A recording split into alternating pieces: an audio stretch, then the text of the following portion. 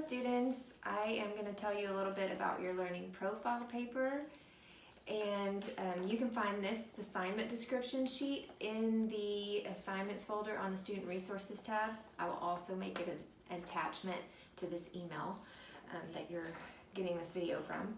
But the learning profile paper is assigned this week, but it is not due until week 14, which will be May 2nd. But I need you to practice the writing process, which is what we're learning about this week. And so you're not going to just wait until May 1st to write this paper and turn it in on May 2nd. You're going to follow the writing process steps and plan it out, write it, revise and edit it.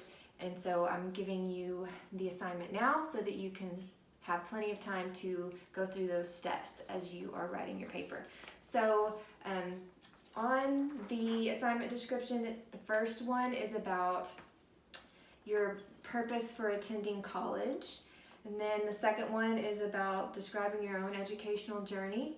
And so that might go back all the way to elementary school, for sure maybe middle school and high school. You'll want to talk about what you were good at as a student, what your challenges were as a student, what brought you to where you are today in your educational journey. And then even though 3 and 4 don't have as many guiding questions, they're still just as important. So 3 is what have you learned in this class to help you be more self-aware. Remember our metacognition word, and we've also done a few things. The Focus 2 that you just turned in last week, and some of the assessments that we took the day before spring break when we talked about our learning styles and learning preferences.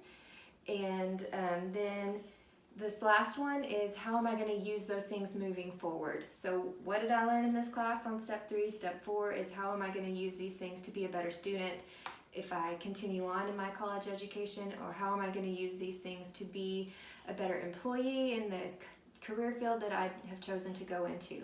But you will see these bullet pointed questions. I do not want your paper to read as though you're answering bullet pointed questions. It needs to read like an actual essay where it just flows together in a paragraph form. So use these questions to help you think about what you're going to say, but don't feel like you're limited to just these things. So these are just to help you think through what you need to include in your paper. This is the rubric. I will include this as well on Blackboard. It is not on there as of right now, but I will put it on there shortly. And you have a few points for grammar, a few points for formatting, which we'll go over that in just a second, a few points for cohesiveness and organization, but then the rest of the points are going to come from making sure you develop thoroughly each of these 4 things that I just described from the assignment description, okay? An example of what your formatting will look like. It will be MLA format, but that doesn't mean you have to have sources. It's just MLA formatting, okay? So you're going to use Times New Roman, 12-point font, 1-inch margins, and set it up like that. So it will have your name, or the paper's name, your name, my name, the class name, and then the date is the way that should go.